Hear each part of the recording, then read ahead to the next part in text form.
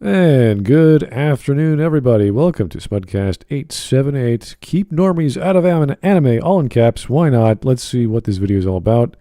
Just came out 5 days ago. Has almost 9,000 views from Zev Plays Games, small channel with almost 5,000 subs. Not even 17 minutes long. This shouldn't take too long.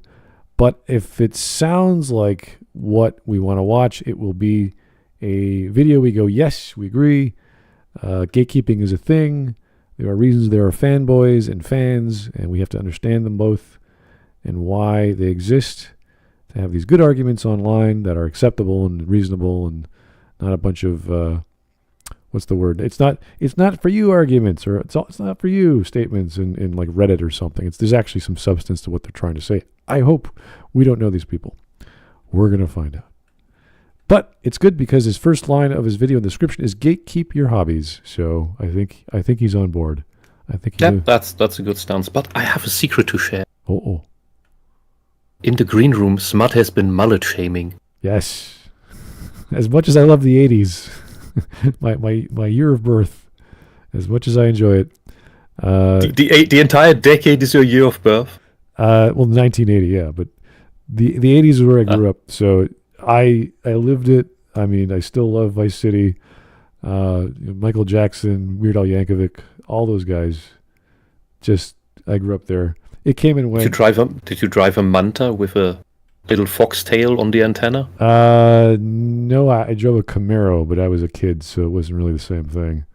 But I had the same experience playing Vice City. My first car was it wasn't a Ferrari. It was the knockoff brand of Ferrari that you could buy at the same time, and it played Billie Jean as soon as I got in. So I was like, "Oh, this is where I belong."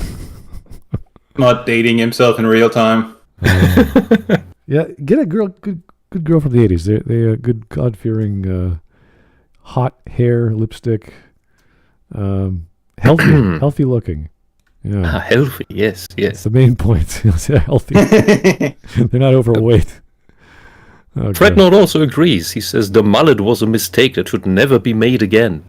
It has its in moments in Florida man culture. I admit there's a place for it. But after that, it's like, no, get rid of it. We're good. We are plagued by something worse though. That has made a giant comeback, and it is an invasion. It is parasitic. It's like a zombie plague. It's the broccoli hair that goes into, like, falls over the forehead into the eyes. Really? Everybody has that now, especially the Turks. Like, I think they're all watching Hassan. We're not talking like the bowl cut or the mushroom cut. We're talking fluffy hair. Yeah, it's it is kind of the mushroom, but it's shaved at the sides. Huh. But it's hanging over your forehead. So really long bangs. That's puffy. Like a side cut bang. Okay. It's the have you I usually call it the shit for hair hairstyle. Wow. Because it looks like a giant turd that's slowly melting over your face. Not a That sounds very dramatic. Not a Jerry curl. That's something specific. Just watch Hassan if he's not banned now. Come on, why would just for hair? I would not watch Hassan just to see his haircut. Come on. Pull up a screenshot of Hassan. Look, it's the most substance he can deliver. Okay. Well, anyway, we got 17 minutes. Let's hear someone shame some non-fan people in anime.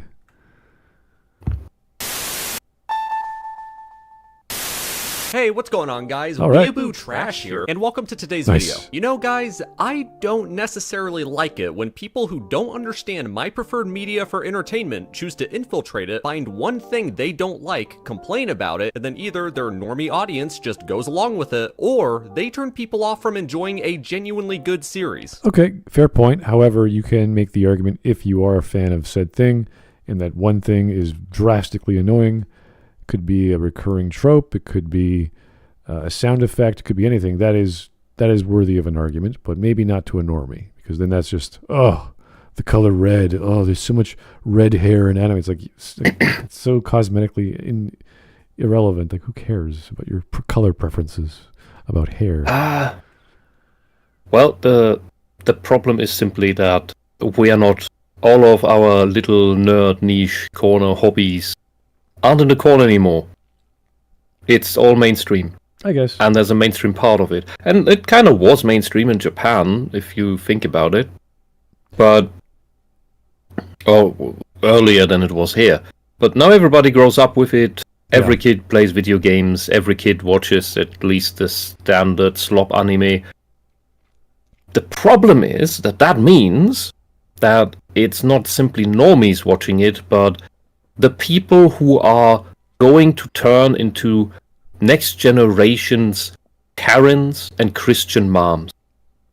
They're just in their larval stage right now, and they're cocooning. If it was an artist wanting to get into anime, and they're in Japan, and they're seeing this like as is, and they're like, okay, I don't like that. When I get into it, I'm gonna change it to do my thing or whatever.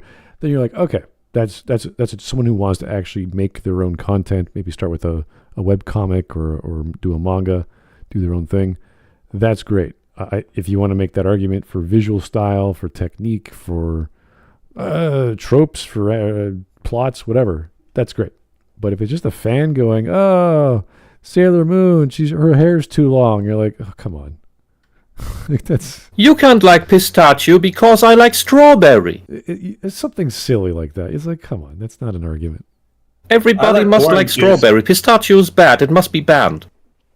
I like oranges, so you don't like waffles? Nah, nigga, that's a different conversation.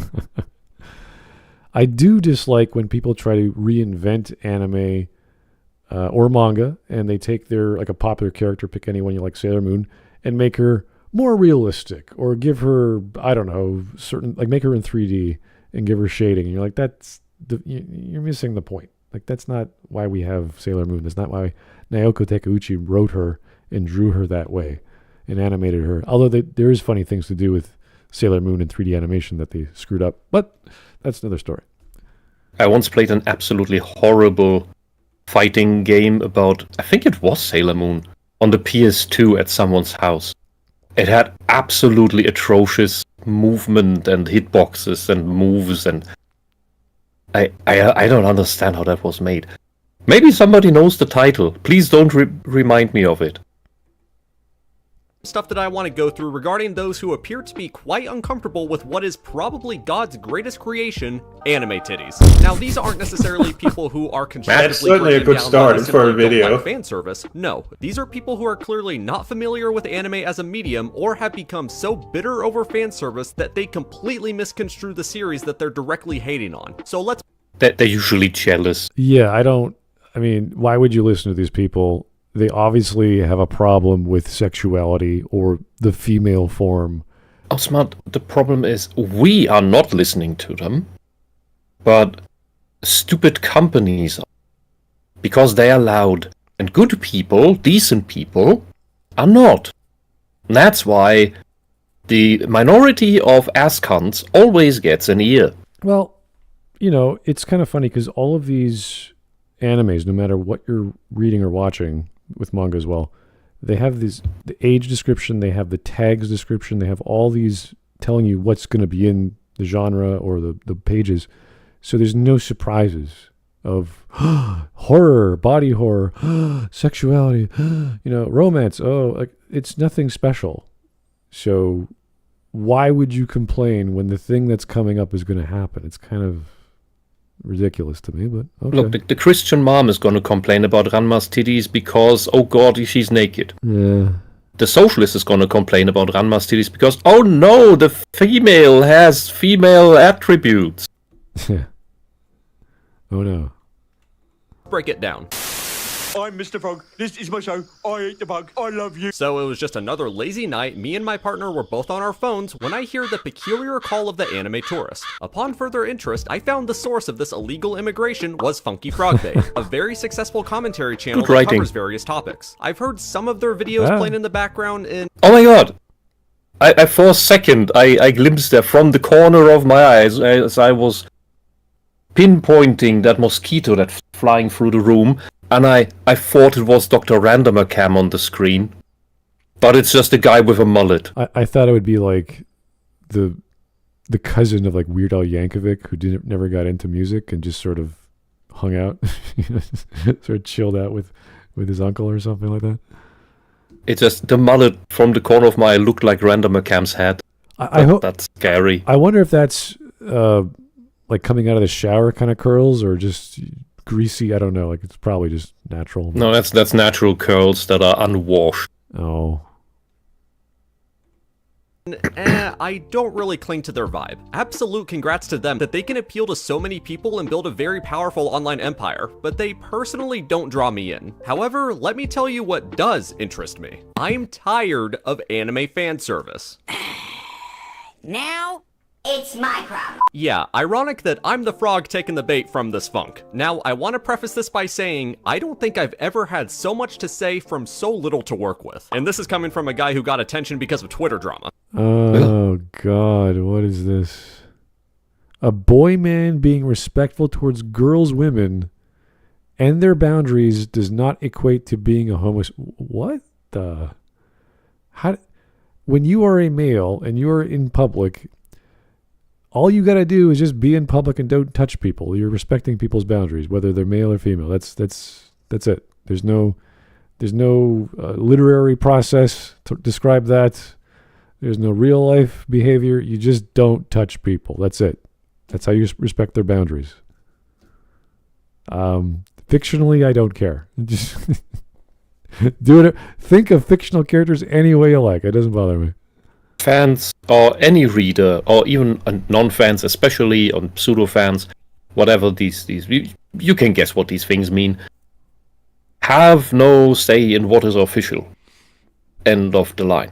Yeah, if you say you hate straight cis men, you're already not someone I'm going to listen to or care for your opinion. Even using those words, cis is just you better be a chemist. Oh, you're not. You're a left-leaning ideologue. Oh, joy! I can't wait to leave this room. So, yeah, don't even bother with these kinds of online. If you have to insist that random fictional characters are your twisted idea of trans, then you probably don't have the condition but some other obsession. Yeah, when people call you transphobic, it's like, no, we just don't like stupid people and dealing with this crap. Very eloquently put. New anime, you have to watch it. Does it have... All right, so... Oh, it's a woman! That's a female? All right, so females, in case you don't know... with a mullet? Should not be embedding several metallic objects in their face. Maybe do one to try it. Say, hey, do I like this? Does this make me feel more confident? Stay away from the septum piercing. I don't know. Whatever. Septum piercings are dumb. Maybe there's something about it that focuses your mind and maybe helps your breathing. I don't know. Something is positive about getting the one metal through your face is a good thing. Great. I'm all for it. But when you get a second, and then a third, and then a fourth, and then it looks like a fifth on the ear, I think you spent too much time at the tattoo parlor. Does that look like a pincushion more than a human being? The ears I can ignore. Like slow Except down. for maybe the tip, either the glasses sit weirdly, or this one tried to get the elf ear operation. Well, and is an elf poser. That's kind of scary. Oh, jeez. But what goes against any trans claims of this female here is that these already strange glasses are actually stealth feminist glasses with the little edge on the top, outer corner. You know, they like doing these evil librarian cat ear things or whatever they're supposed to be. Like from the 60s. And the rim is the circle, but then they still have the little tip on the outside, so it's still that evil shape. I just want only women wear this. I just want these people to go to a finishing school or go to a fashion expert or just something like a tailor. I don't care. Go to someone who's an expert and say, okay, we're going to redo you because there's something. I want them to go to competent therapist. Well, that's I don't know if that's a rare Pokemon. I know. Yeah. Okay. amount of fan service in it. Be honest with me. I don't know what you're talking about. Does every single female character in this anime exist solely for the viewer to say, awooga? Okay, even if that's the case, who cares about your opinion?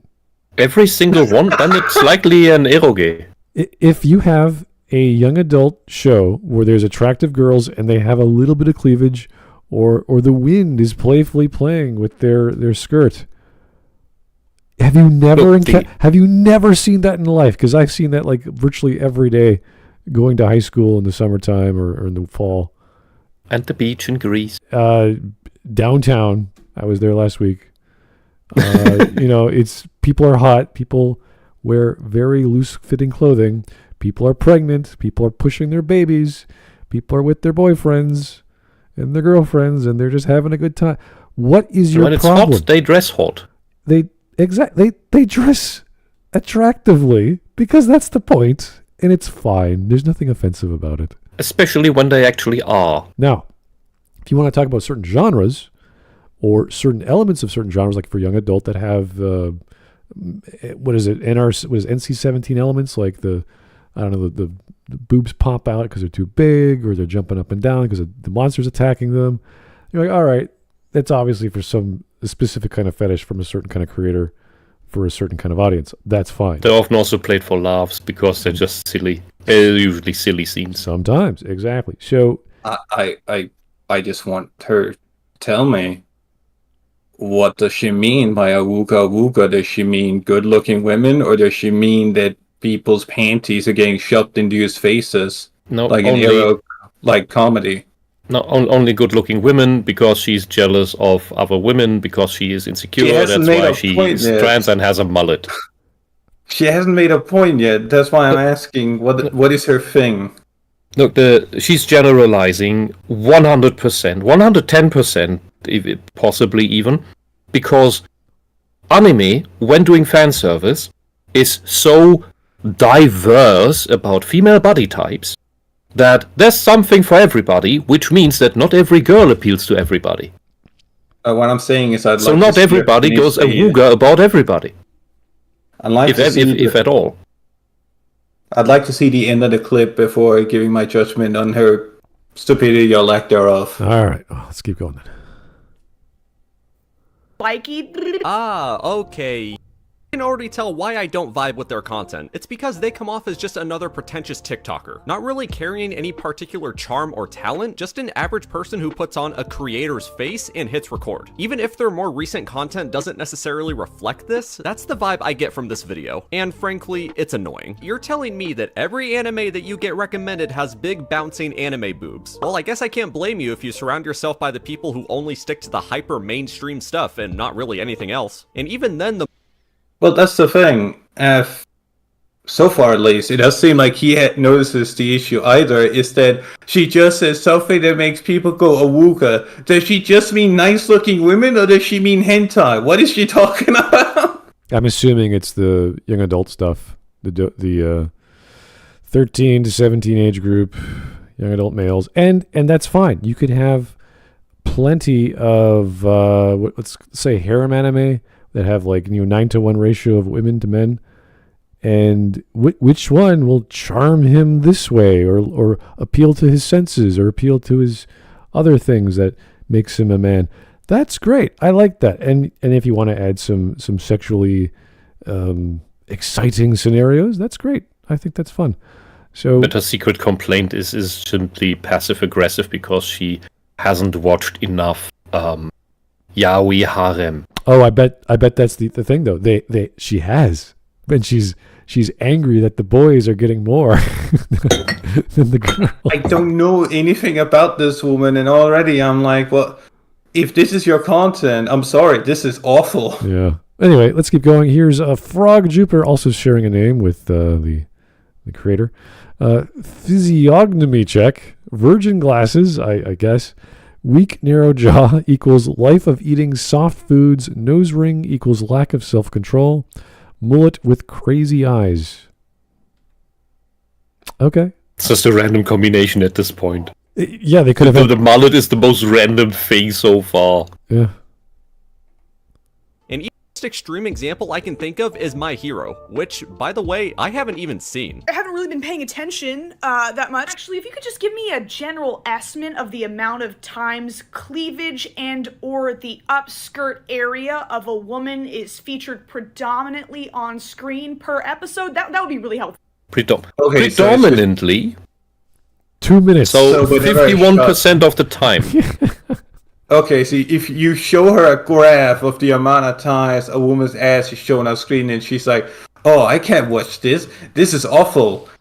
No, not the ass. The actual panty shot. What if they're upskirt? What if they're all in swimsuits and it's like a swimsuit anime where they're all on the beach and they're swimming? And, you know, that was a special episode. Is that it could be something like the show where they fight with their asses. That's right. Well, here's the thing. I doubt that even Agent Ica manages the 51%. At least they have acrobatics to explain why the angles are so crazy. It is a dominant thing in the movie, but I doubt it's 51%. Well. Kaijo, that's it. The one where they try to push each other off from a platform using their ass. Oh, I didn't watch that, but I saw like a trailer. I'm like, what? I watched like 3 episodes of it and saw people getting really mad about it. It's basically wrestling on like a miniature water park, and they're just on an inflatable platform, and I think that's all they're doing, right? They're just bumping each other off. Like it's American Gladiators or something, one of those episodes. Yeah, which was featured in their live, what's it called? Like sports volleyball as a mini game. Oh, cool. That's where I first saw it with, I think it was Best Friends Place. And then I saw Kaijo, I was like, this is what people's getting upset about? It's something that's like at least a decade old plus. Yeah, well, Japanese game shows, I don't know what they're called, but they have a whole bunch of crazy, silly events for girls and guys to take part in that are silly and goofy. So that's probably like one thing they did, and they just kept changing it as the weeks went by. It's also this frame, she looks like an orc. She looks like she's from some orc city. I think I can see what she'll look like in her grandma years. Well, she'll never be a grandma, but like when she's 80, she manages to get that far. Anyway, yeah. Let's keep going. Pretty princess unicorn fighters have to wear revealing outfits because their skin uses refracted light to generate their rainbow power. Yeah, also not a very good move to portray people like this as nothing more than brain-dead gooners who are nothing but hornballs who don't have any real taste in anime. I mean, yes, I'll be honest, those people exist, but even they usually only limit themselves to the lowest quality ecchi, aka opinion immediately invalid. Now here's the problem that I have with talking points like this. Hot take, but this is not strictly an anime problem. It's a genre problem. Right. You have to know your sources and find what you enjoy. So how about someone who's actually put in thousands of hours into anime, recommend you some series that you may actually enjoy. Tomo-chan is a Girl has barely any fan service in it, and it's my personal favorite anime/manga. Kiss Him Not Me has an incredibly funny and cute story with more yaoi than anything else. Zom 100 does have its moments of nudity, but is in no way oversaturated, and is one of the greatest zombie stories ever told. Uzuki-chan Wants to Hang Out does have a single panty shot and some fan service here and there, but is primarily centered on its fun characters and chill romantic story. Though I personally don't recommend season 2. It's pretty boring. My Dress Up Darling does indeed have boobs and panties, but well enough makes up for its humor and one of the greatest main characters. As you can see, it has boobs and panties. Oh no. Underwear. And gravity-defying skirts. Yeah, well. The guy has a wet dream on camera. That kind of stuff's just that's too much for me. Characters ever put to manga. So I would advise you take the suggestion of someone who actually explores anime instead of treating people who watch it like a bunch of hornballs. Another thing to mention, a lot of series that have these themes are made for men. The core demographic is the male audience. Men like sexy women. Exactly. So why are we listening to some weird looking lady or girl who's complaining about shows for guys?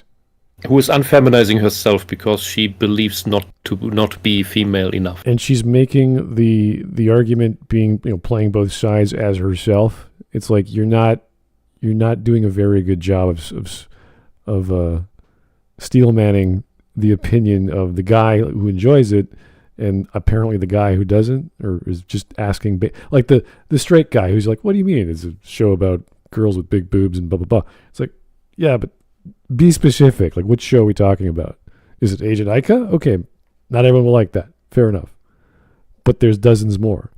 And again, if it's in the same genre, why are you even bothering? Why are you wasting your time?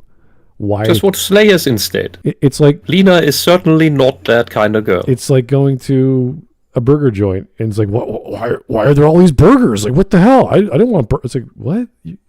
It's a fast food. What are you talking about? It's supposed to be burgers. It's silly. It's a silly argument. You should know better. It's not hard.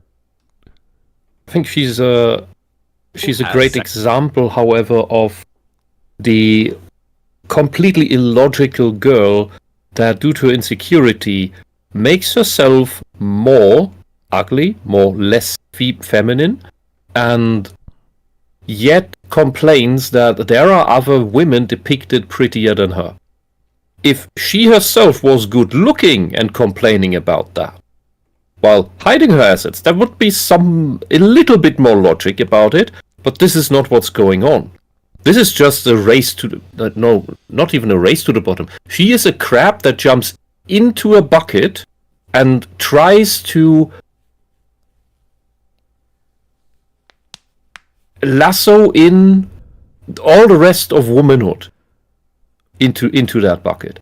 Join me in my... That's just destructive. In my critical ugliness, because I can't bear people being more... Or fictional characters being more attractive in a thing I'm not attracted to. It's like, this is a strange argument to make. Yeah. And she doesn't even have an ugly face. You can't say that it gets repetitive and unnecessary, but take it from me, who used to roll their eyes at fan service all the time. I just accept that the genre is not for me, so I moved on and found even more series that I enjoy. I'm just so sick of the women argument with anime being brought up so many times. So let me balance it out for you. If female characters are made to be sexy as a romantic interest of another character, then that very often means that in common shonen, this runs the risk of the main male character having a copy-pasted motivation and also a very stale personality. It can go both ways here. It's just one is admittedly a tad more obnoxious. You know what I find way more annoying than the little funny moments in anime? That is, in every Hollywood, every Netflix production, some sex scene in the movie that's crammed in there, I don't know for whom, probably the producers, and it's usually tasteless, it's not enticing, it's not interesting. You could have skipped over it, you could have merely implied it in a tasteful manner, and instead we get this like camera right onto it. Usually in the first or second episode when it's a TV series.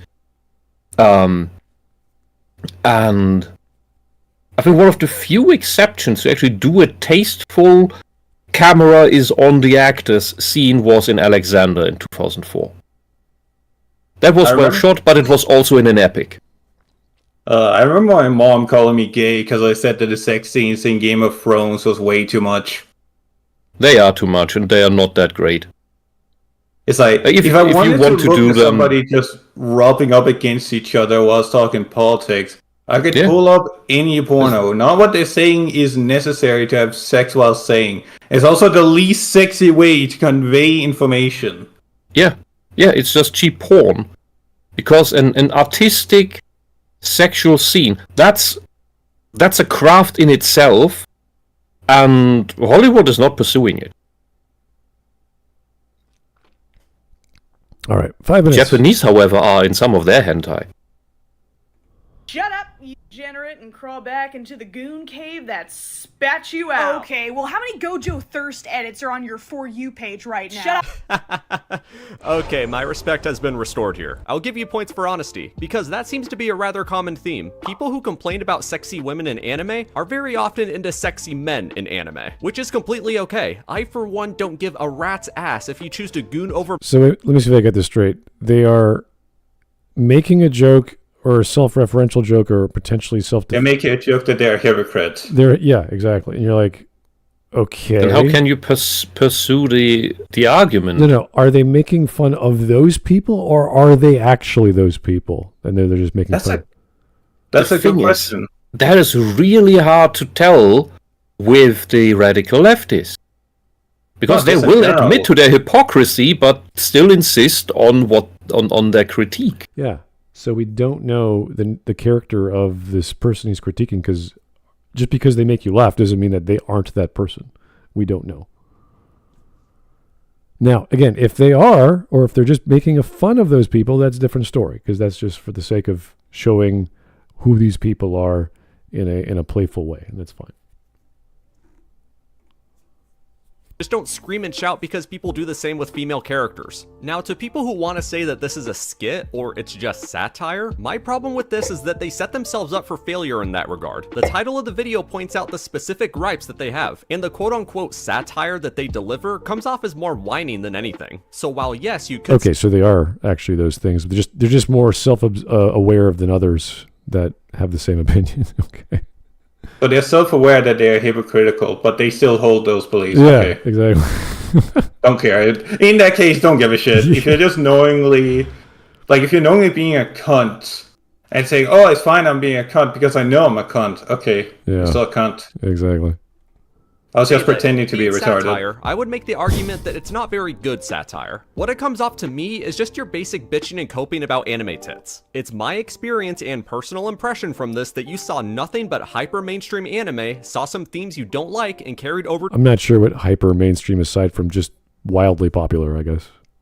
Well, just the cream of the crop of what is mainstream known. All right. And I don't mean quality, just Yeah. Dragon Ball, Naruto, One Piece, and then it falls off. Demon Slayer. My Hero Academia, Yeah. and then it's probably over. Yeah.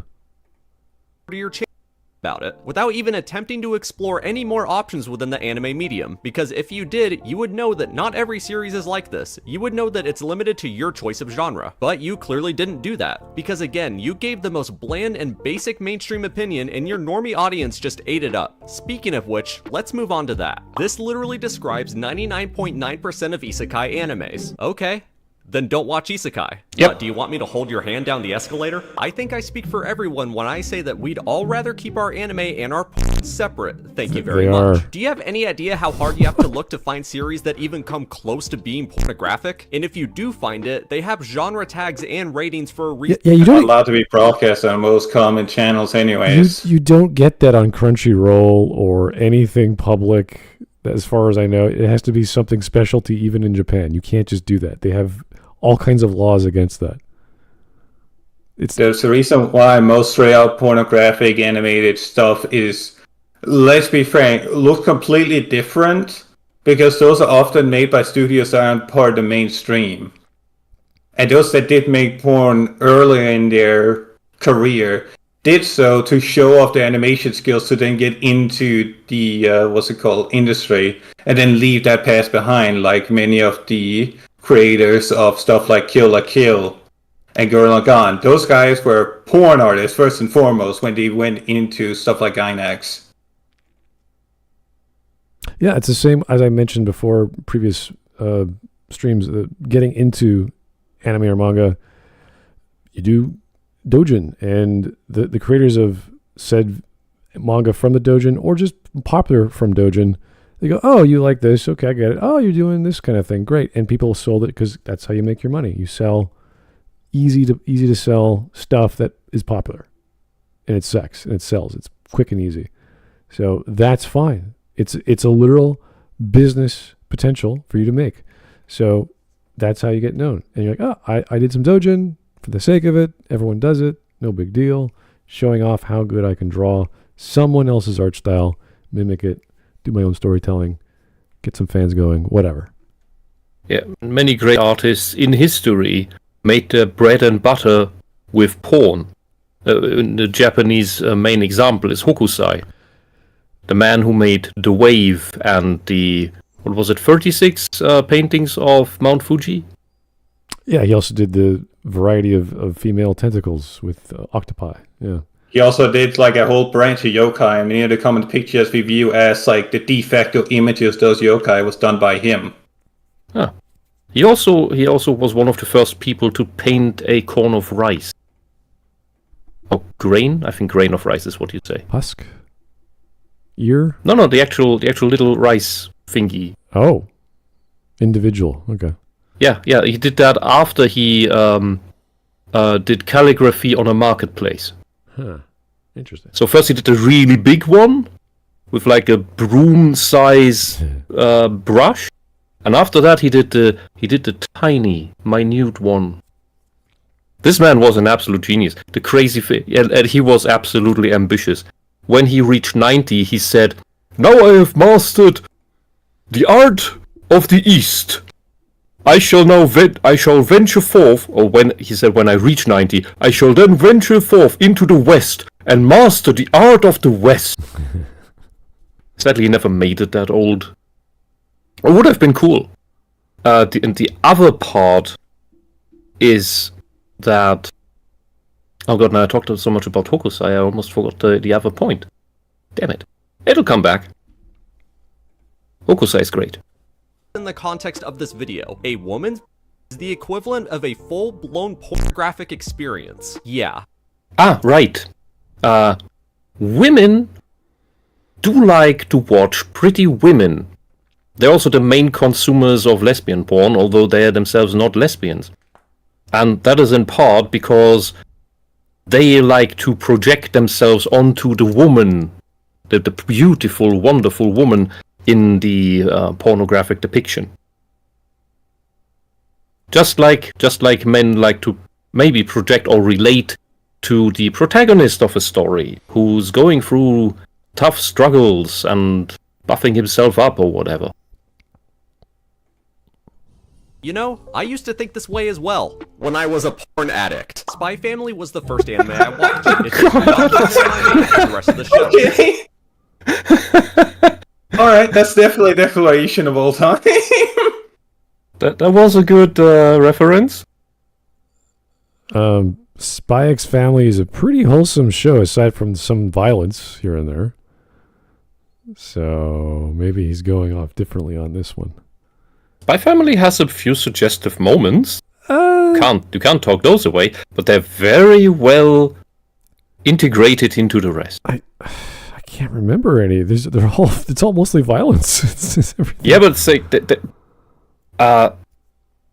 they're mainly cute in a way, because that's what God, what was her name?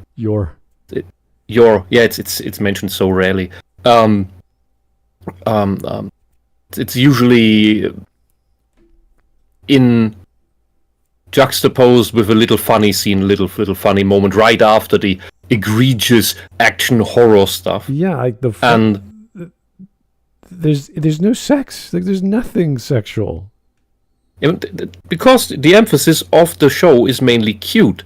The sexuality is implied, and that's very tasteful because it's a wholesome show overall.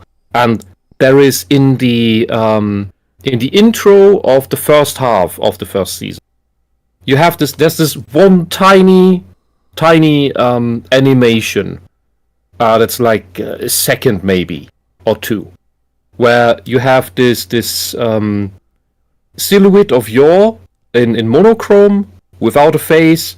She's just jumping up lightly, and it's giving her this flowery movement with a dress like the petals of a flower. It's super fluent, high frame rate, and her breasts just make this tiniest little bounce to it. That's done. That makes it not sexualized or hypersexualized, as the feminists like to say, but it gives her this additional little poke of that's cute. Well, the only thing I can think of that, because Yor is like a superhuman. She's so powerful. She's super strong. And there's one scene where she just murders, like at the start of the show, she murders like all these guys in a room. And there's one guy gets up and shoots at her. And she comes home and she's suffering because she got shot in the ass. We don't know if she got shot directly in the ass, if it was a graze. We don't know if she's the Terminator. It's kind of hard to say. So the guy is like, oh, I got to make her happy. I got to liven her spirits. So he takes her. We know she's a Terminator at that rate because she did get back, didn't she? She keeps coming. So we don't know how tough her body is, or she's just really, really super powerful against pain. And he takes her out. Well, you have seen how she plays tennis. That was ridiculous, but that's stupid. Anyway, this date they go on, she can't sit down because her ass is in so much pain. So everywhere she goes, she can't sit because she obviously can't do it. Until there's a scene where this other assassin wants to kill her, and he poisons her drink with some lethal toxin, and it ends up being pain relief. Yeah, it ends up being a neurotropic, so she's just feeling way better from this deadly poison. And you're like, what the hell? So the whole look, but it makes complete sense considering that she ate the food that she herself cooked all her life. Oh, that's another issue. Yeah, see, So she's gradually, since childhood, building up a general immunity to all things toxic. Well, the idea is that she's not the Mary Sue. She's just really powerful in one area, and she's neglected everything else. So that's the thing. She can be super powerful without being a Mary Sue. The thing about the Mary Sue is something that detracts from the story and makes it less interesting. Well, same with the Gary Sue. This is what I'm sort of getting at, is because she's so superhuman in this world of spies and assassins. You don't need that. You just need a really good assassin, and she is that. But she's also superhuman. You're like, okay, why is that a thing? And then you combine that with all the other stories, with the second spy who's super in love with the Lloyd. And then the tennis match thing, and you're like, okay, this is getting silly. This is just goofy. It's already cute. You don't have to be goofy and silly and cute and violent. So, but it can totally be that. It can, but it didn't have to, right? It was just totally fine if Yor was just an incompetent girl who happened to be an assassin. Like, that would have been totally cool. Right, but what if the author just wanted to write that? To write a superhuman girl with no family, who superhuman, superpowered assassin that can also be cute, goofy, and be jealous, and occasionally get drunk and almost murder her husband. Yeah, and that's the joke. Yeah, it would have been like, you don't need to like it. I'm just asking, like, is that a sin of the creator for making like her a goofy character? It was unnecessary. Like, there's elements you don't need, and that's one of them. Like, even the dog that could see the future, like, okay, I see what he's doing now. Everyone's different. Everyone's goofy and got some power. You're like, all right, fine. What's next? A teleporting or time traveling parrot? Like, what?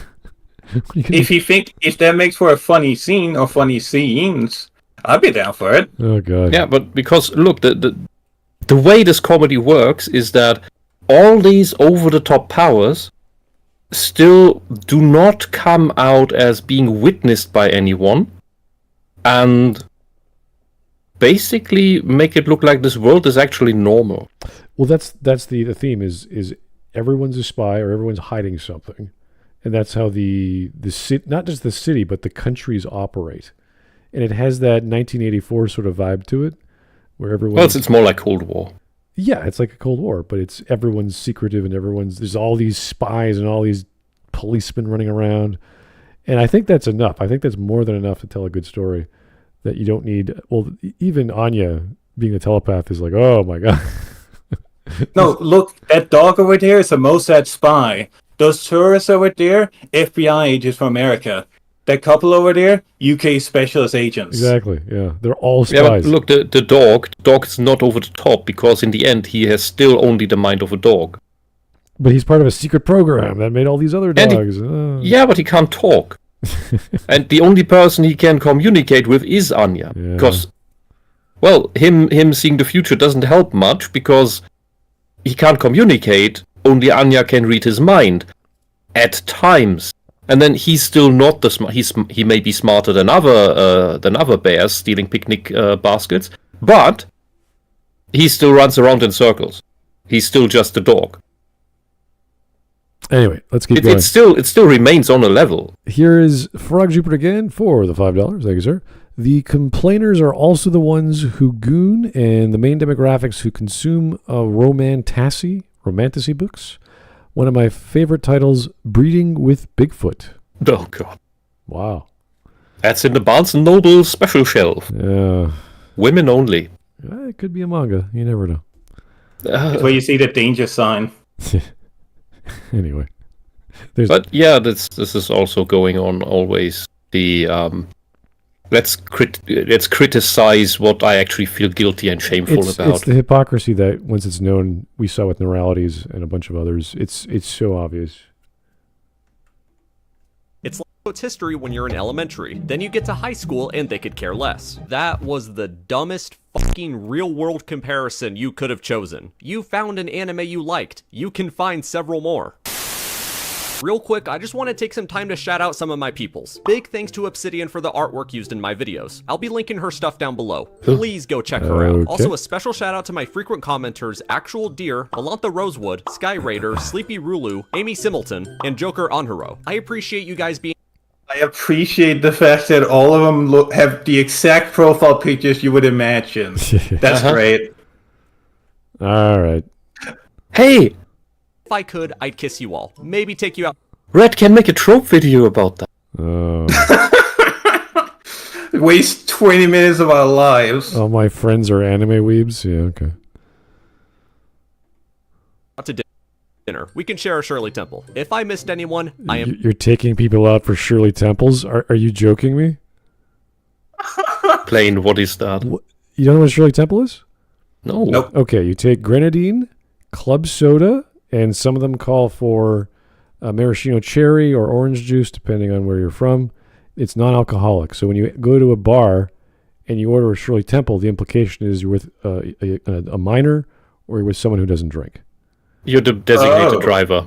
I know, but you don't take anyone out purposely for Shirley Temples. That's not... That sounds suspicious. Well, no, it's not very nice. It's like, let's go out to a burger joint. No, it's just when you say it like that, it's like for people underage. Why would he be inviting people out for an underage drink? That sounds so overdone for a simple fruit juice. Yeah, well, it's like going to a burger joint and ordering fries. It's like, what are you doing? Like this, you don't waste people's time. Anyway, if you get a nice juicy drink instead of everybody else on a hot summer's day, get a Kiba instead. I guess I should preface saying I don't actually think this guy is a fucking hunting down his fan base. Like, I don't think he's one of those people. Just before anyone jumps down my throat. Just mix cherry juice and banana juice together. Either way, the idea is you take someone and out do it in the right order. And you treat them out. You treat them to their taste. You don't say, let's get a Coke. You know, it's like, what? No. Anyway. I'm very sorry. Comment down below gets a shout out in a future video. Oh. You guys probably remember this infamous clip of a cosplayer from a few months back. We have this interviewer asking a question regarding anime tropes. Let's see what she has to say. What is an anime trope that you're tired of seeing? Harems with a male MC. I'm tired of... That's what a harem is. What do you call it? No, harem can be men as well. Exceptional.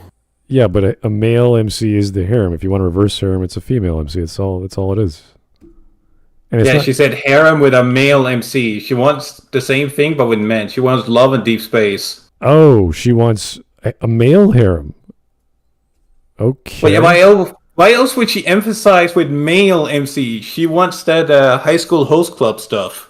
Maybe she'll describe it. I have no idea. I've never heard of a harem with a male MC. It's just implied, right? Anyway. I don't want to see men walking around. MC. Why are you watching anime? Yeah. Why do you hate a trope? Why is she cosplaying the way she is? Well, she just wants to get rid of the competition. I don't know. This is weird. It's usually the reason. Why do you hate a trope that's, again, limited to a particular genre? The tag is right there. Harem. The front cover. Male MC. At this point, it's not even a trope issue for you. Again, it's a genre issue, which is completely fine if you aren't a fan, but the more she... Is Konosuba actually a harem? Yeah, I guess. I suppose. I mean, he doesn't really like the girls except for the loli. That's true. The explosion loli. And there's very few male characters in the story, so I don't know. It just happened to be female, but they're scary. Yeah. I mean, I wouldn't even. I suppose I'd call it harem, but that's usually not what the show is about. It's usually about bad comedy. Yeah, it's a parody of the idea of even a harem in isekai. So I guess that's fine because it is a parody of isekai. So I would say it's fine, but you don't watch it because there's cute girls. You watch it because of all the goofy stuff they get into. Well, you do it for both, right? Because people love the female characters like Darkness and Explosion Girl. And but that's really because of their characters in that case. Because there are so many characters of those very body types. Absolutely, the competition is made through the actual character. Right, but you can say that for anything. Why exclude these girls? Well, because the main focus is parody, and the parody implies the character is over the top, and I think they all have a silly fetish. Like Darkness is a masochist, I think, or a sadist. Yeah. No, she's a masochist. Aqua is just, I don't know, weird, drunk and weird. Is she the one that goes? Isn't she the one that goes without panties? I don't know. I didn't pay attention to that. That world has not invented the bra. Oh, really? Oh. Yes. Anyway. And, of course, Explosion Girls, Explosions. So I think that's their thing, and what's his name is just trying to get by. No, they have panties because he steals panties. That's right. They do steal panties. Okay. That's his ability. Yeah. That's why I mentioned that I believe her whole thing is that she doesn't use panties. That's his accidental ability. It's a standard stealing ability, but it just happens to more often roll on panties than anything else. Oh boy. Anyway. Worse it gets. I want to see where are the Yuri harems? Where are they at? You know, know, like. So she wants Yuri anime. So she wants a Yuri anime, exactly. And ask for it. Like you just look, just bribe the guy who controls the entire hentai industry in Japan, who has an incest fetish, which is why there's been a wave of incest crap for the past decade. Well, the previous person wanted reverse harems or whatever the hell show that they watched with a bunch of guys. This girl wants Yuri harems, apparently. So what's next? Reverse harems? Well, I have a wonderful show for her called Cross Ange. I think she's really going to like it. I want to look that up. But it's a kind of family-friendly-ish, like it's a, really? mainstream anime. I want a girl anime that's harem-based, that is like mainstream. Sword Art Online was so bad that I forgot it's mainstream. So she wants a show that doesn't exist, that will only appeal to like 10% of viewers, which are mostly girls, I assume, that is just for girls. So like a Sailor Moon show that's all Yuri, essentially. She wants an animated show based on a subgenre in an industry that animates whatever the animation companies think will have a chance of getting popular. Which it won't, because most of the watchers are 90% men. So. Well, wasn't Gogling and Magical Girls like a huge hit? Isn't that just a lesbian show? Oh, yeah. If that's what she wants. I mean, is it mainstream? Probably not. Pretty mainstream. I'd have to check the stats. Like, relatively speaking, so. Yeah, you have to check the stats of how many people. Oh, yeah, check stats, otherwise she's not interested. Has to be popular, has to have girls on girls. Oh, jeez. Like, I feel like this is one of those things that would exist if she doesn't look for herself. It's obviously there's something out there. There's got to be something out there. But why does it have to be popular? Like, why would that be an issue? When you find the thing you like, if I find the thing I'm like and it's rare, I don't want it to be popular. I'm like, oh, look at this thing. This thing's awesome. No one's found it. I'm the first or whatever. I'm going to try it out and see if it's any good. And if it's that diamond in the rough, then I'm going to tell people, oh, this is amazing. Everyone should get it. Which is like Planescape Torment when you found it. So, or Fallout 2 or whatever. So, I don't think I would ever say if only the Planescape Torment hero was a heroine. And, it's like, what? Why would I need an immortal zombie character that's never dies? I don't get it. Who cares? Because he has a fantasy novel tattooed on his Friendly and back. romantic. That's what I want. If you don't want to see guys going around having women fall in love with them, then why have you watched enough to know that you don't like it? Yeah. If you don't like beef, why did you book a reservation at a steakhouse? Hey, there we go. It's like he's a man after my own heart. There you go. Oh, about no Yuri anime? Yep, right there. 2 clicks away. If you want some Oh god, there's so much. There's so much Yuri manga. I don't know about the anime, but the manga is crazy. So That's why I said if this woman just looked outside her own bubble, actually look for the thing she wants, she'd find it. yeah. You want mecha? But There's so much mecha. operating the AniDB is so difficult. You have to like put things into the search bar Type. and add tags for things that you're looking for, like on an image board, on a Boru or something. That's hard. That would be a wonderful argument, if you're making it unironically, for somebody that's just complaining about it online. Not a woman that booked a plane to an anime convention, got an outfit, dressed up for the outfit so she gets something what looked like the character in question, and then complain about it being too hard to look for things. It's also way harder than operating video editing software. Anyway, here's one more from Frog Jupiter. Thank you, sir, for the 5. The main fantasy that appeals to women, the same way harems appeal to men, is to be in a harem, but to be the main girl, which is found in romantasy, which I thought was a reverse harem, right? That's the idea. So. Oh no! What he just means the girl being the main girl in the harem for the male main character, because that means she has won the attention game. She has beaten the competition. So it's not technically a harem because It's just no. It is a harem. It is a harem. But he's only into that one girl. She's a harem, she but wins. she's the wife. Oh, she wins. It's about her. Look, the harem genre is about one girl winning in the end, Really? being the chosen one Oh. by the main character. Really? But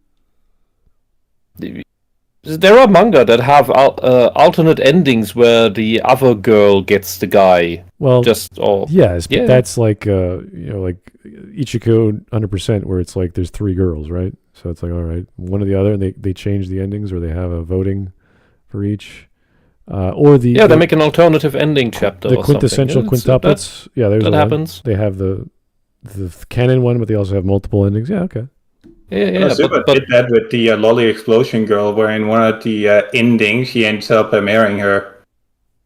And then people post that to ragebait about how she won the game, quote unquote. Yeah, but that's what it's about for some of the girls.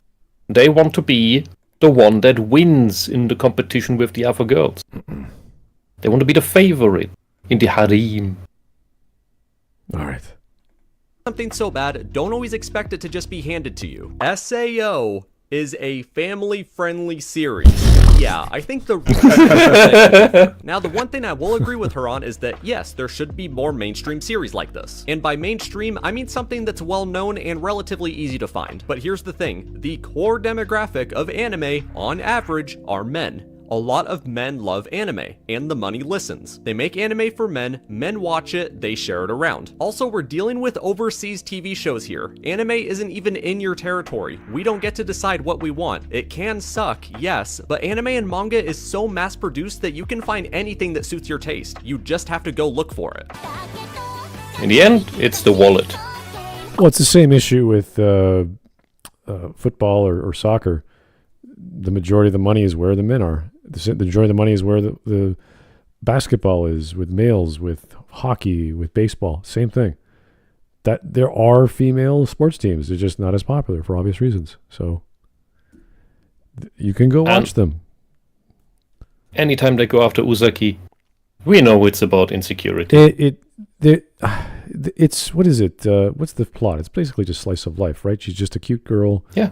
And the guy is he depressed? Is he happy? Is he going over heartbreak? I don't remember the plot. But if it's slice of life, it's just she's the guy trying to get him out of his shell, or she's the one with the problem and he's trying to help her. It's either the one way or the other. It can't be both. They can't both be broken, right? Or else there's drama and conflict, and one of them runs away. Medium, I'd have to say that Hana Uzuki has to be the most canceled character of all time. Really? When the anime came out, people were crapping on her design for admittedly valid reasons. However, things were What? taken Fuck too far. off. No. There's nothing. She's a tiny. No, they didn't. She's a tiny little girl with a nice chest. That's it. Visually, that's nothing. Yeah, There's yeah, nothing. and all the girls got their boob envy out. Yeah. People were legitimate criticisms for design. Fuck off. Don't give them an inch. Yeah, These are people that... And there are girls that have that body type. I know. They're out there. So she's not even unrealistic when there are girls that do look like that. They're just not average. When you're short, they are out there. When you're short, so how dare you cancel people that are real? Yeah, when you're that short, your body proportions, like your fat distribution, goes in certain areas, as opposed to if you're tall or taller. No, that's not how that works. But go on. I've encountered many immigrants from various ethnicities that are short and pudgy or short and... The chesticles are simply genetic. That's what I'm trying to get Comes down the mother's line. Yeah. Point being, there are people that cosplay this girl very accurately. She is well within acceptable boundaries. You're just a coward. Baiting pedophiles due to her could not properly how can pedophiles don't like chesticles? They like the prepubescent. That's the them lobbing this word around is so disingenuous. Everyone that throws around the accusation of pedophilia when talking about anime girls that look like they're in their 20s with tits the size of 30-year-old women are usually pedophiles themselves projecting. Like crazy. Like Mr. Pizza, who also hated anime girls. Yusaki specifically, if I remember correctly, and he turned out to be a pedophile. Yeah. Well, when he attacks Uzaki, he is canceling something that he's not gonna miss. Not proper conclusion, so they did whatever they could to express their distaste over the college girl. One of the worst examples I've come across is a blog posted on the Medium. Ironic. Alright guys, I'm triggered. When do we cancel Uzuki-chan? With a close-up of her chest captioned, "This is it. This is the show." Yeah guys, the show is simply about her chest. It's not about two polar opposite personalities and the adventures they share. It's not about the heavily implied loneliness our lead heroine carries. It's not about the influence she has on our loner of a male lead. She looks completely normal here. Light-hearted humor the show has. No. Because that's the thing with when she wears the sweater, she looks completely normal. Because most girls that have that, or well, all girls that have those kinds of proportions and wear baggy clothing, they don't look very over the top. If they wear snug clothes, well, then they do look like that. So this whole thing implies that all the people who criticize Uzaki for not being realistic simply have never seen a girl naked. Are you surprised? No. This girl's tits. Content warning. Female objectification / fetishization. Bad writing. Really? Spoil. Female fetishization. You mean being normal? Yeah. This is a rom-com. I don't even know if it's slice of life or what the plot is, but I don't think there's anything crazy going on. There's no major themes. You know what was really retarded? When the left invented the breeding fetish, and with especially only one girl. That's called marriage. The breeding fetish. Yeah, like having children with a woman. Wanting to have a family is a fetish? Yes, for the left, yes. Everything normal has to be classified as something deranged. Okay. That's like owning a car as a fetish. It's like, what do you mean? I need it. Oh, God. I guess, but do you really give a shit? This show has no plot. So you're complaining about people with no objectification emotion of a female character while at the same time ignoring all that a series has to offer simply because she has a large chest. Bad writing? A show with no plot? It's called Slice of Life. It's not supposed to have an evolving plot. We're gonna skip the first couple segments of this page because it's just a cluster of word salad with zero Marks and value. angles. This wanting to write Marks and angles. Wait. We have to. Now we have to. Okay, yeah. Anytime these morons bring up socialism, you're like, okay, you're showing your cards way too early, buddy. The most revolting section of Marx and Engels' critique of the Gotha program is the now famous section in part 2, where they highlight in no uncertain terms the need for the left to destroy the institution of huge anime boobs in order to establish communism. What? It's not that wrong. I mean, it's the whole destruction of the differences between males and females to make everyone the same, which is why Mao Zedong forced this gray jumpsuit onto everybody. Wait a second. That is really the reason. Did they actually talk about women's proportions in critique of Gotha program? Not that directly. But it is part of the ideology in order to... Because freedom is only achieved when everything is exactly the same. So he is projecting this concept that Marx and Engels created onto animation or manga, or at least Japanese anime. Smart, I'm telling you, this is they really believe this. They really think like that. This is bonkers. Okay. It is. Communism is alchemy. As all animated tits larger than a C cup are extensions of the bourgeois state, the communist utopia will not come about. What are you doing? You're shooting yourself in the foot. This is not an argument this is not a path you want to go down. What is this? It is an exaggerated... The text here is an exaggeration, of course. It's a bit of a parody. But it's also not wrong, and that's what's scary. Is this part of you look into that ideology, they do despise the differences between the sexes. That's why they've been fighting the biological shit and can't define what a woman is. But that is the reason. Is this in the Medium article that he's quoting? Is this what this Probably guy... not. Hopefully not. Because if you read this in a Medium article... No, the Medium article would probably gush over Marx instead of complaining about him. Like on the other side, the text is going. The SJWs are fuming over this one. They're really pissed off. Somebody who wants to cancel Uzaki doesn't write this. This is the counterpoint. Communism is when you hate weebs on Twitter, and the more you shitpost, the more communismer it is? What? Well, the strange thing is that there are a lot of commies who do binge anime. I know way too many. So it's a strange thing. I don't. But then I also know a lot of communists who play on the stock market and make silly money and trade Magic the Gathering cards. And it's almost as if the communists are actually capitalists. All right, And they just want to get rid of the competition and those that are richer than them. Just like the women who have boob envy and just want to get rid of the women who have bigger ones than them. Yeah. Anyway, it's all envy. This is too much for gatekeeping topic.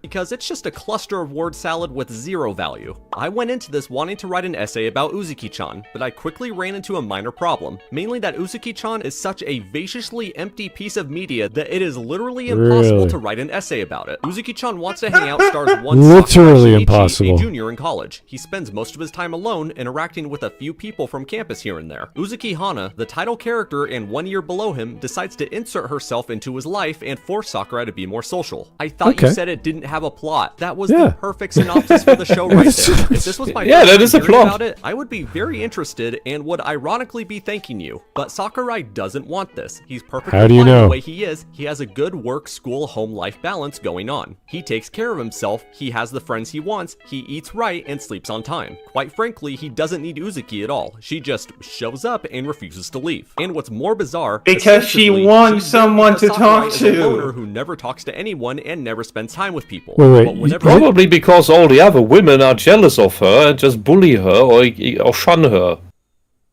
When he meets her family, they're like, oh boy, you found someone that can stand you. Yeah, and Sakurai, he's saying that he had friends previously and everything's great, but now he's saying he's a loner. You're like, wait, okay, does he have a problem? Does he have a social issue? Does Uzaki have a social issue? Like, who has the major issue here? That's what I want to know. Because then we could say, okay, this character is lonely and trying to get out of their shell because they need someone, or this person is broken and need someone to help them be human again. And is it Sakurai because he's a loner? Is it Uzaki because she's a girl and girls are naturally extroverted? Like what are you getting at? Like we can tell a lot from dynamics just off characters alone. We don't need a plot to figure that out. So with all this information, I was like, this is fine. You could tell a story like this. This works. It's not the most exciting story. It's just a slice of life scenario, but this can work. Sakurai there's something I need to address in the chat. Gets jealous and clingy. All right. And you need to spread the word. All right. Yorkiput, you need to spread the word and correct a complete misbelief, a misinformation, a disinformation that women have, or have been sold rather, and that is that large chests make back pain. They don't. The women who complain about that have posture damage, in general, usually from sedentary jobs, sitting at a desk all the time and being couch potatoes. That is what gives them back pain. That is what gives everybody back pain. It's just that when you have this C-shaped spine, then of course you also feel the weight. When you have proper posture, the chesticles rest on your rib cage, and that is how it takes off the weight. How that takes off the weight. It's like wearing chainmail. Once you wear it, instead of carrying it in front of you, it gets much, much lighter. Women are just told this lie that, oh, it's the big chest that causes them the back pain, so that they can be sold operations that they don't need. Well, so that the surgical sector makes money. There's also peer pressure associated with that. I knew a girl who had two other friends who had, for whatever reason, well-developed breasts, and she was also one of those. So I don't know how that works out with three girls being very well endowed. And she was like, no, I'm going to get it too. My friends got it. They liked it. Everything's better. It's like, well, you're still, Oh my God. Yeah, it was. That's the same peer pressure, social contagion bullshit as all the girls going, I'm trans now. Or getting piercings, the same effect. Or tattoos, or whatever the peer pressure is, right? And I was like, well beyond my wheelhouse, so I'm just going to slowly back away. Yeah, it's one of those things where I was like, I'm not sure what to do because there's nothing. Like these are obviously this girl had some self-image issues, and you're trying to help them out, saying, hey, there's nothing wrong with the way of your body is. You're not overweight. You're healthy. You could use some more exercise. Probably been bullied by the less chesticled girls. And that's why the big chested ones end up together. I don't know. I never encountered something like this because I have talked to adults who knew people who had what's the term, mastromastomy? I don't know the term is like gigantism or whatever it's called, and that's a real thing. That's a serious issue. You have to eliminate that phenotype. So that's a thing to get the surgery. In this case, there was nothing. I saw nothing wrong with the proportions, and the spine or posture was fine. And they were complaining, oh, I got his back pain. It's like, okay, what do you do? It's the same as one girl in the office bleaching her hair, going blonde, and 2 weeks later, all the other girls are blonde too. Something like that. They get a highlight. It's just the same shit. Highlight. They get a piece of jewelry. They get a new pair of shoes. They go new dress. They go out together and do their own thing together because it's just that it's not some temporary fashion thing. It's a fashion that permanently alters your body. Yeah, that's what I was. And costs tons of money. It's worse than getting a tattoo because a tattoo is just aesthetic. It's not a big deal. And I've seen, and at least the tattoo you can remove to a large degree, but I've seen it so often in female-dominated spaces, mainly offices, and activist groups. Yeah, well, that there really is this dynamic between the cup sizes. It's insane. Yeah. Once you see it, you can't unsee it. And I couldn't really say much. I'm not in a position to tell them not to do something because it's their body, et cetera, et cetera. You're like, okay, fine, this is what you want. I'm not going to force you or convince you otherwise because this obviously you appreciate your friends and blah, blah, blah, all that jazz. I can't say much, so none of my business. Yeah. And I know I sound silly making these jokes or sounding like I make jokes, but I'm trying to wrap it into jokes. It is really happening, and it is crazy. But hey, it's women. Yeah, women are. Get some coffee. I put my money on nothing ever happens. Never fails. Well, we've had a pandemic of women believing they're non-binary and men when they don't even have dysphoria, so I'd be careful about nothing happening, because a lot of those girls won't get kids at this point. Yeah, don't come to Canada if you're a girl. That's not a good idea. Well, that as well, because they then tell you to, well, why don't you end yourself? Who can help you? That's when you're older, yeah. Anyway. Older? They've told this to a 12-year-old girl. That happens. Behind the backs of her parents. Anyway. Let's get back on topic. One who and watch the series, I can say she doesn't necessarily get jealous. She's just surprised that a loner like Sakurai actually has friends. At the very least, can I ask that you thoroughly absorb the series before speaking on it like it's Nagatoro? By the way, fuck Nagatoro. At one point, he even throws her out of his workplace because she was being annoying. If this show was trying to subvert the manic pixie dream girl trope, it would be about slowly learning that she's the one who needs Sakurai and not the other way around. Okay, so I don't know exactly what that trope is, but the general idea, I believe, is there's a person who's like full of life and they're from the outside, and the guy, I'm assuming, is the introvert, so she's trying to pull him out from his depression or his It's the freak that can fix you. Possibly. It could be the other way around depending on the scenario, but it's always the person who's like, oh, life is amazing, you just got to go outside and get on a boat and just see the world and blah blah blah. They're super extrovert, that sort of idea. And I was trying to compare it to like video games. I can't really think of any. Aside from Final Fantasy VIII, which I don't really care for and I can't remember very well, with Rinoa. She was kind of the oh, life is great and blah, blah, blah. And Squall was the, I don't give a shit. I found Rinoa to barely have any character. But then I thought about an actual fun game, which was Final Fantasy X. And I thought of Titus. He's kind of like the whatever trope is, he's full of life, he's outgoing, and Yuna is the she's gonna die, her life is over, she's all introverted, and then he brings her out of that, and then you really see as she comes out of her shell, and she has a whole other series of being a whatever kind of magical transforming girl she is.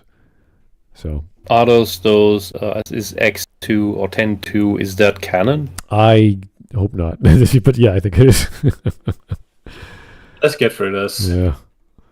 The moral of the story should be that it's perfectly okay to be content alone like Sakurai is. Most of all, a true subversion of the trope would require that Uzuki and Sakurai not be shipped together. Instead, they both realize that, while they can be friends, Sakurai doesn't need Uzuki to adopt him, and Uzuki probably deserves to date a guy as loud and boisterous as she is.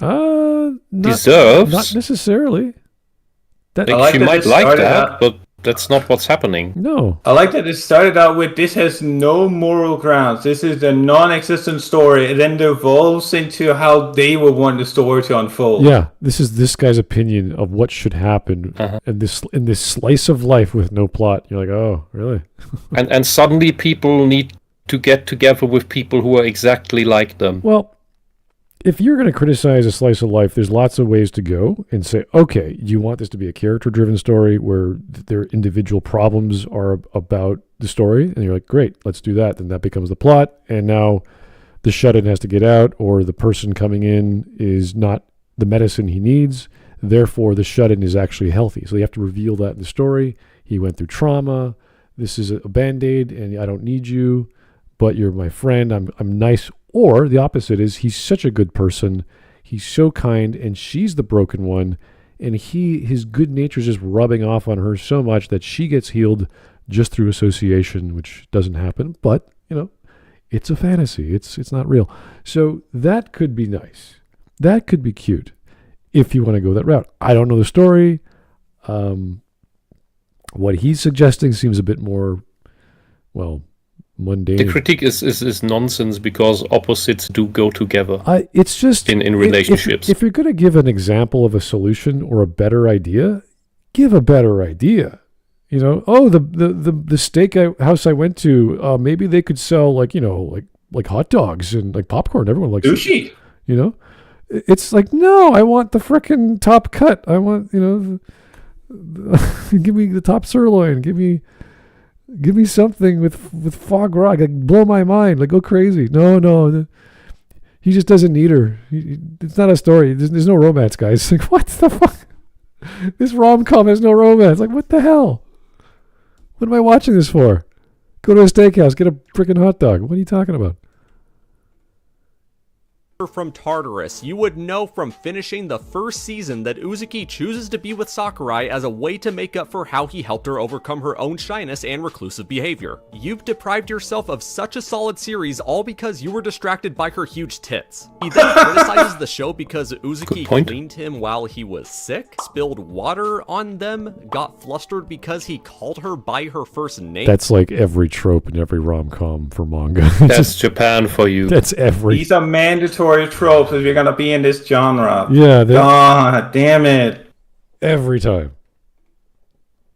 To prove here, dude. So that's why I think it's more accurate to say the show is just too incompetent to even do a bad, overdone trope right. Because it's still doing the manic pixie dream girl thing. Because it's doing the thing, therefore it's not doing it right? Are you joking? What? It's doing the thing instead of subverting it. Fuck me. Can you... Joy kills, just get out of here. The steak has a nice horseradish sauce. Oh my god, it sucks. What are you talking about? It's using barbecue sauce. Oh, it's garbage. Okay. It's not avant-garde. I cannot watch. Yeah, it needs to be like a vinaigrette from like France made with blue cheese or some nuts. Like, what the fuck? Like, why? Supposed to...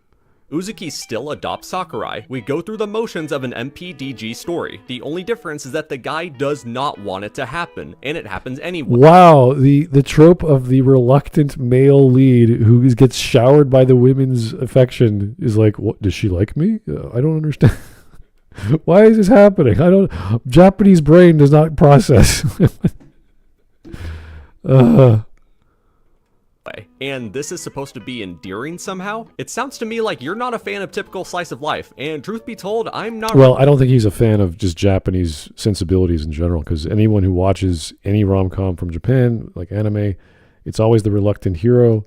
He's there, but he's being either inundated with females, or there's the one girl that's just giving him all the love, and he just doesn't. He's like, does she like me? I don't. What is she doing? If I had to assume something based on the person that wrote this, I would assume that they just want to write their own story but can't. And they're doing it instead of for clicks, as we see in YouTube or wherever. It's for Medium, so they're doing it for the views or whatever the click things are. However, Medium is counted, because I think you get paid on Medium per view or per open view. So it's just rage bait. Basically, I would say something along those lines, but he liked the show enough to watch it, right? And you're either the fanboy with the fetish, and you're not getting your fetish, or you're not getting the expression of your fetish, or you're just a failed writer, and you're like, oh, it does better than I would have thought. I would have done this. Okay, sure. I would say the following: if you take issue with a girl having big tits being into a guy, then you are as superficial as the people who complain about flat-chested girls. If the explosion lolly can be an adult, then also the big-chested girl can. Yeah, there's also... And they run around out there! Yeah, there's also like... Should I like this girl just because she's attractive, or just because she's cute, or just because she's fun to be with? What should I be with this person just for sexual gratification, or is there something there for me? It's a classic trope in romance. Yeah, what's the real value of affection and relationship, and what does that look like? What am I going to do with that? Is this going to last? As opposed to like, oh, she's absolutely gorgeous. My hormones can't be controlled. I'm going to hook up with her, and we're going to get married, and we have no thought outside of sex. So, yeah, these are really good basics for a relationship and the rom-com scenario. So I don't see how that could be bad if it's set up that way, which is pretty... I would say anyone who's grossed out. Not that you're not... It's not about, oh, I'm not into that, but if you are grossed out by a naturally large chest and not an truly exaggerated one, because Uzaki is still in the realm of naturally large, then something is wrong with you. Yeah. You have some issue. Like, imagine if she was obese with the big boobs. then you'd be like, oh, okay, she's still fun to be with. She's great personality and she likes me, but I don't think I'm into big girl. It's like whatever turns you off, like play up the negative. And he realizes that the relationship with her as a person is more important than his sexual interest in her. That would be great. That would be fantastic, because then it's like, oh, it's about her as a person, not about me wanting a romance or whatever. So that would be cool. And then she could learn, as good-natured as he is, to better herself through her own life, whatever that is to her. I want a little more diversity in my stories. In that aspect, I was so skeptical about the series because I myself was a projector. I thought it was going to be another stupid series with annoying main characters and heavy fan service. I tried it and I was wrong. It completely destroyed what I knew about slice of life. It sucks that you had to ruin that for yourself. The elephant in the room. All right. Let's rip the bandage off now. Uzuki has enormous tits, and that's the only reason why anyone's watching this show. Her shirt literally says big on it. Please. Dude, we get. Yeah, that can be the hook to get you in. But you might find something greater than. Yeah, it doesn't matter if they're big boobs or tall, long, blonde girls with nice eyes and fine legs. Like, there's all kinds of ways to attract an audience to something on a title. So it doesn't really matter what the hook is visually. Certainly preferable to anorexic Hollywood models. Oh, yeah. So, I mean, they're just, again, it's appealing to the boys because it's a show for the boys. And it's not about the boobs, apparently. So that's good. It's just the thing to get your foot in the door, and you could pop your head in to see if it's worth your time. Sounds good. You like titties. I mean, that's one thing we have in common. I haven't seen someone self-reporting this much since those Among Us lives. But this show is just so That's empty. good. Nothing happens. Read these episode synopsis from Wikipedia and tell me with a straight Oh my face that god. this is Oh my god. Guys, just go to the synopses on Wikipedia and tell me how bad this show is. Nothing is happening in the slice of life. How is the slice of life? That is what slice of life is, you numbnut. Don't watch the show. Read the Great. synopses. Yeah, they'll help out. They'll really flesh out the story. Don't spoil yourself. What a ridiculous argument. Hey, let's look at the Wikipedia description of Zeta Gundam. Let's see how bad the descriptions are. Then judge the entire show based on those. Or any Dragon Ball series or season where it's just Goku fights X, Goku fights Y. You know, Goku stared at the enemy and screamed along. End of episode. What a horrible show. Frieza screamed back. with well-rounded characters you can see yourself in. This is engaging slice of life with well-rounded characters I can see myself in. What the f***? Uzaki is indeed well-rounded. What am I supposed to say? The one time in episode 2 when a convoluted series of events led Uzuki getting stuck in a bush so Sakurai had to pull her out. Except he You mean it's a slice of life? couldn't because her chest is so massive it got stuck in the branches. Oh my god, that's so quirky. I wonder why this genre is called rom-com. So Sakurai was forced to hold her waist and Certainly a problem no woman has ever faced. Oh. Remember that was it a Korean or a Japanese woman? I think it was a Korean woman who did not get sentenced for, I think, murder even? Robbery or murder. Because I think it was robbery, because they concluded that her tits were too big to get through the frame. That reportedly was not true. Yeah, that she couldn't sneak out through the only way out, so it couldn't have been her. That was great. and thrust his hips into her ass back and forth while innocent civilian watched for a whole 2 minutes. Am I supposed to say this is peak of... I mean, that's entertaining. That's not, it is entertaining. It's It's called silly. a joke. animation? Am I supposed to act like this is an entertaining and engaging experience? Do you not like sexual comedy? I mean, These people are so repressed, it's hilarious. And this is usually the same camp, the same leftist camp, that on the other end wants to normalize sexuality all over the place. and neuter it and turn it into this boring, flaccid... At the same time. Yeah. Can't we have fun, sexy scenarios with cute people who are obviously... No, it must be ugly people. Yeah. Only ugly people get to have sex. Oh, God. If you want to watch shows with cute girls in it, you're obviously a pedophile. Oh yeah. I was told that like 2 weeks ago. No. I think this is the actual manifestation of Harrison-Bergeron. You were just misunderstanding the series. Now you're just mixing up what actually happened. Sakurai was not just dry humping Uzuki for 2 full minutes. The entire series of events that led to that and all that took place lasted around 2 minutes. Anyone who's actually seen the show can confirm that. Or is it just fan service, like the 500 other fan service shows that exist in the universe? Fan service that will always Only be 500? inferior to actual porn, which you can get for free anywhere, and that will always be way. Yeah, as if you didn't watch this for free, or you have a Crunchyroll subscription because, I don't know, you like paying for it.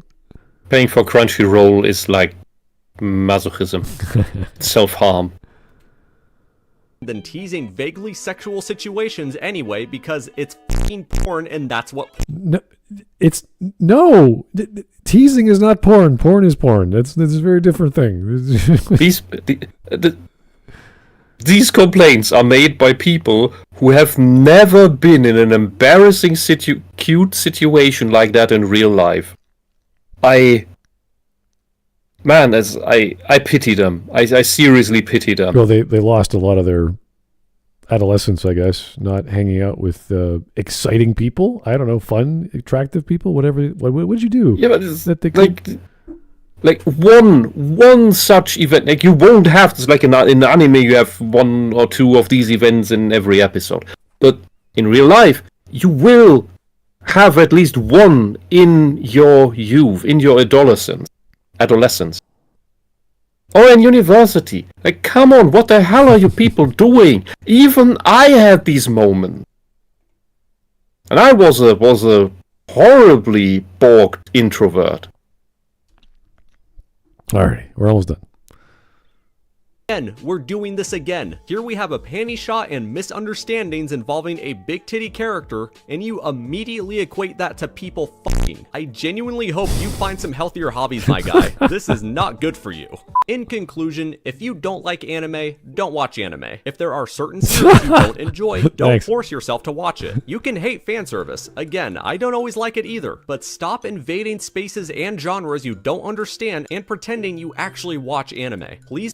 Yeah, that's why I didn't buy the extra manga from Slayers, because that was just a fan service thing, and no, not necessary. But it was extra. That's one. I think that's the best place for fan service, is when it's the extra episode. Actually enjoy, instead of non-constructively judging a series you don't even bother paying attention to. That's all I'm asking for. Because guys, I am sick and tired of hearing people bitch about fan service, and I've grown tired of bitching about fan service. It's not going anywhere, and to say that it's not important to some aspects of anime culture would not feel very accurate. And even more so is that I've grown such a huge level of ick regarding this discussion. When I see someone make the argument, I hate fan service, or women are so sexualized in anime, my first thought isn't I agree, it's okay, what's in your closet? Many such cases. So that's the accurate response, honestly. Yep. That's the best comment we've had the entire video. Yeah. What is wrong with you, sir? Like, why? I don't like the attractive characters doing attractive things. Like, okay, do you like pain? Like, what do you do? Do you like being beaten up? Like, what is your thing that your tastes are so opposite? Actually, it's probably not even something sexual. It's this whole idea that we have to protect the women's from the males and the male expression of their sexuality, which I'm assuming is through all about getting rid of the competition. PG-15 rated our cartoons from Japan. Like, it's like the silliest thing. You're not. Why do adults need to get under 18 stuff to watch? What is that nonsense? Who's being offended? Who are you hurting? Who is getting their lives destroyed?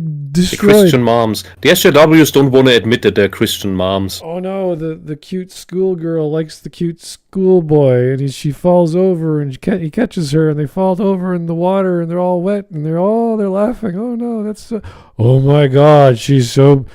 Can't you tell her boobs are? It's like, it doesn't matter. You're missing the whole scenario. You're missing the comedy. You're missing the drama. It's sad. Do it for today. If y'all enjoyed, feel free to like, Stay sane. Get the f out of my hobby. Yeah. Goodbye. Nice. Uh-huh. Very good. Good stuff. Good man. Good good commentary. Everything about that was great. Very I found it very annoying that he would give inch on the fucking Osaki-chan debate, because the moment you give these hyenas an inch, they'll take a fucking mile and your hand. But other than that, he has a solid hand on his shoulders. No complaints on that one. Yeah, I liked everything he said. Yep. Good stuff. All right, here is stream memes from July the 7th. In response to Mullet Lady, but I don't like fan service, then why did you watch a shonen anime? Thank you. There we go. The only worse thing than a mullet is a mullet on a woman.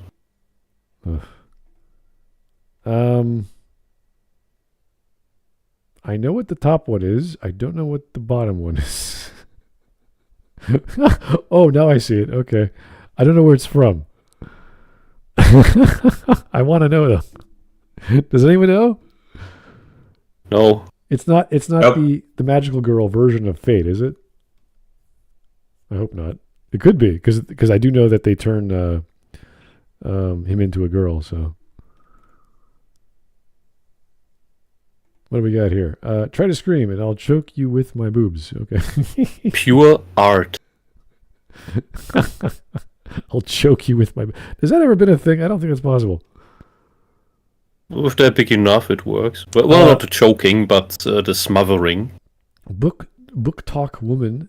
I'm a bookworm. I read 100 books a year. I can't believe men are so dumb since they don't read as much as me. The books they read: Breeding with Bigfoot, a smutty fantasy romance. Siggy Shade? Come on, that's not a real name. Siggy. If you wrote that, Smut, would you want to write it with your real name or a pseudonym? Well, I'd have multiple genres and multiple pseudonyms. So. One for each genre. Yeah. What we got here? Is The Handmaid's Tale a lefty roleplay fantasy? Yes. Yes. That's exactly what's her face. Yes. That's why they're inviting Islam, which The Handmaid's Tale is actually describing and trying to show how ridiculous it is by putting it into a female dress. And the feminists are so stupid that they believe, it's actually a critique of the West. No, it's a critique of Islam. Margaret Atwood, she said that. She's good, but she goes so far sometimes. It's like, okay, obviously we know what she's doing. Oh, this is the episode. This is so funny. The thing about Spy X Family is the English dub is excellent, and they do such a good job with especially that show or this episode, because she was in so much pain and the actress was too. Like, it hurts so much. It was great. And then she kills herself or takes poison and she's fine. That's pretty. Chun-Li versus Superhuman. Yeah, Superhuman would still win. Yeah, I think Yo has a higher power level. And blades and whatever. She kills people. Anyway. Wife explains romantasy books. Women, we need to talk. Yeah. Is that like a really fast video, or we have to watch it later? I think that's maybe if they're good, put them into suggestions and remove the SI tags, because those are trackers. You don't need them on the link. What a great depiction comparison of these girls. She's not that unrealistic. It's like, yeah, there's me. Oh boy.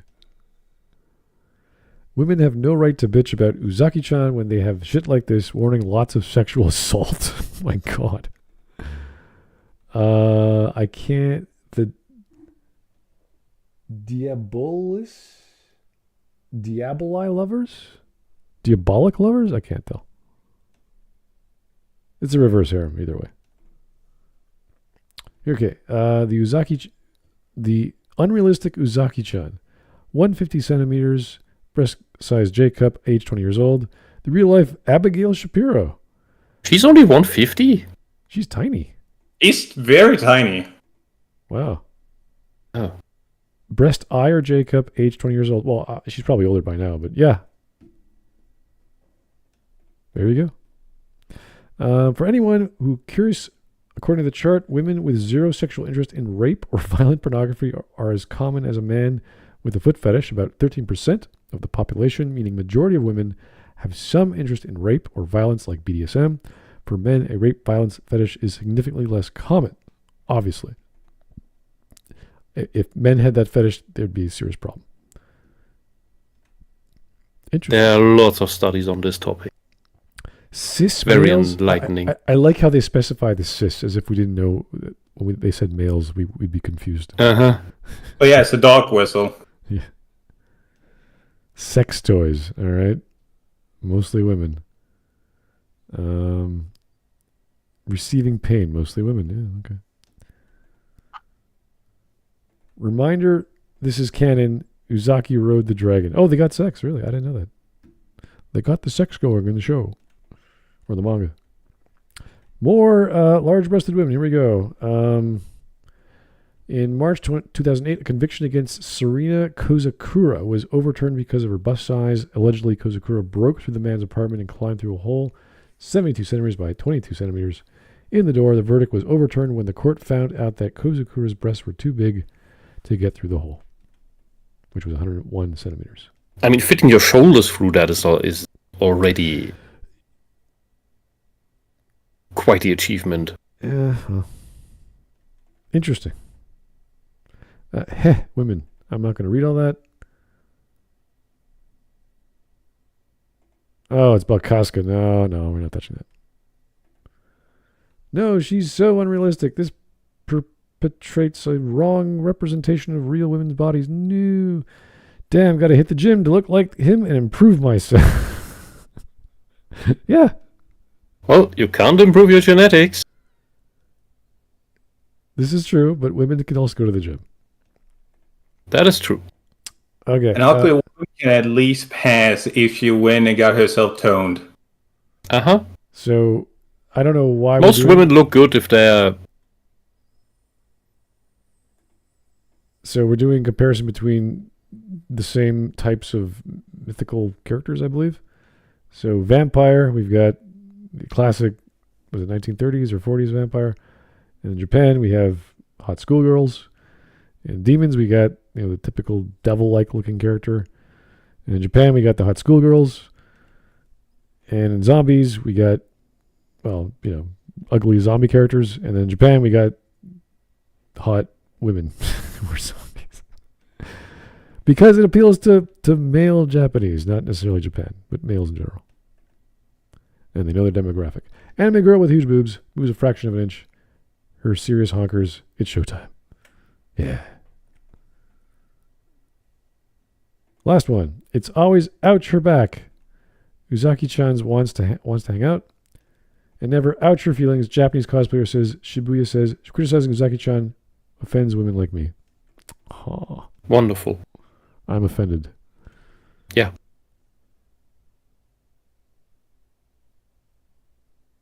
All right. Well, that was good. Great video. One of those universally enjoyed, agreed upon, good commentary, not too long, and took apart at least two people that were, what do you say, casuals or the visitors? Normies. Normie fanboys. Oh, boy. Yeah. Christian moms in the larval stage. Yeah, well. Luckily, we're getting out of that slowly. And we'll change it with something else. I know. No, they will be there every generation. There's always the socialist who wants to argue against the mainstream because it's the mainstream, not because it's bad or good, just because it's the mainstream. There's no reason. And just look how Matt Walsh is idiotic about these things as well, and he's our generation.